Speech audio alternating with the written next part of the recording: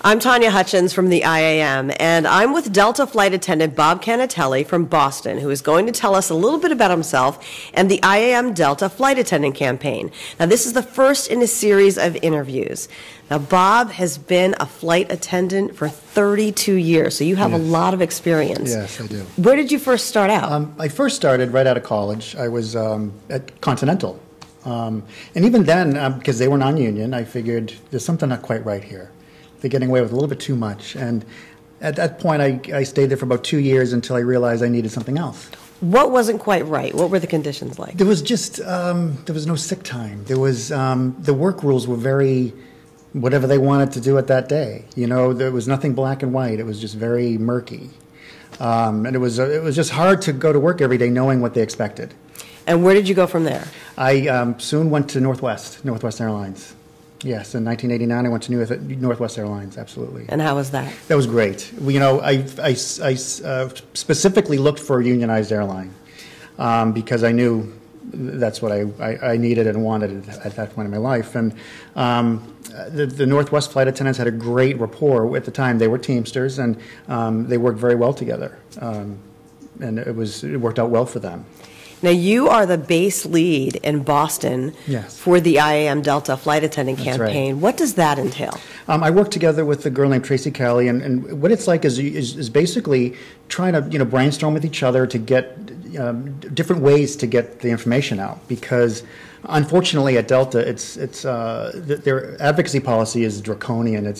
They don't really give us the ability to sit in flight. They restrict us in many ways on where we can advocate and where we can't. So we have to try to be very creative. So working together with some of the people that we've brought into our fold to help us, we just basically figure out where we can do it, where we can't do it, what we can get away with and what we can't. And that works out well when you brainstorm with other people and they bring you their ideas, and it gets really creative.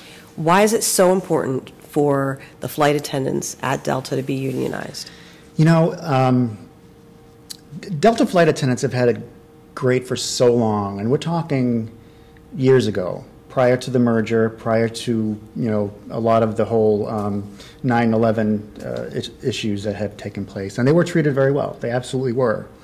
And you have some flight attendants that feel that that's still the same, even though it's quite not the same. And there's one thing I can't stress enough, is that being pro-union does not mean anti-Delta. And, and I think that's what they feel, because Delta kept saying union is a dirty word. Union is a dirty word. You don't want a union, we'll take care of you. But now I think slowly more and more of those flight attendants at Delta are seeing, you can be pro-union and still like Delta. You can still love Delta. It's just, I think it actually, makes it easier to come to work because there's a mutual agreement, there's a mutual respect that you get with the contract. That's what I was going to ask you. What do you expect once it becomes unionized? I expect a seat at the table. I expect a voice. I expect a voice in not only my work rules, but our working conditions, our galley configurations.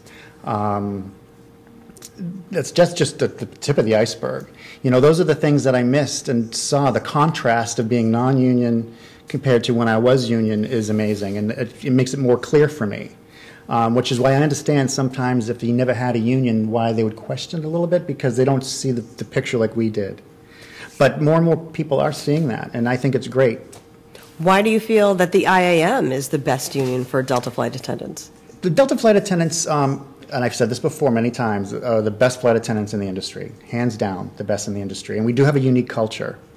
IAM, being probably the best aerospace union in the country, or if not the world, I think is a great fit because it's more diverse.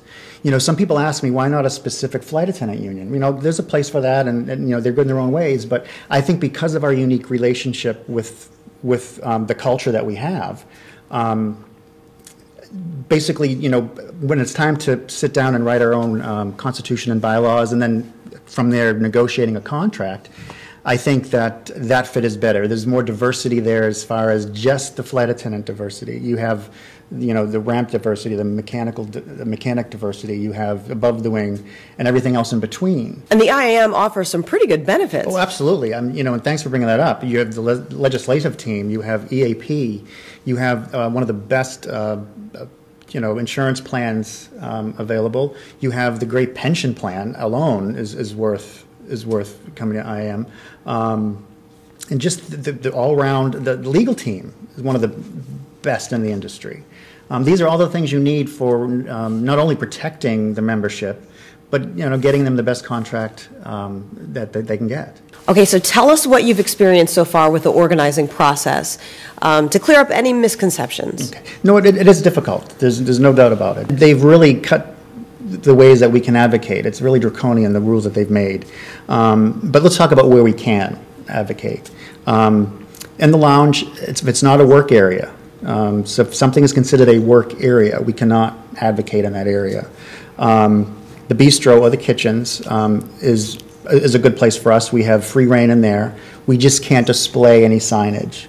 So if you see me in the lounge and say, Bob, I need a card, we'll go into the kitchen or the bistro, that they call it, and we'll get you a card. And these are the cards right here. These are the cards right there. Right. Yeah, that's there down. It is. And if you need a card, we have the website right here, Yeah. iamdelta.net/acard. Yeah.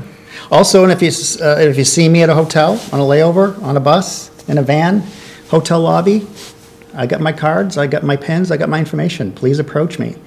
And same goes for other bases that your leads there. Don't be afraid to ask them questions or approach them as well. And also, if you want to volunteer and help us, that'll get things rolling a lot faster. Again, go to the website. There's base links for the different lead email addresses, and you can get in touch with us, and we'll get you going as one of our advocates. So for more information, visit iamdelta.net, and if you want an A card, just add /A card at the end of that. iamdelta.net/A card. Sign today.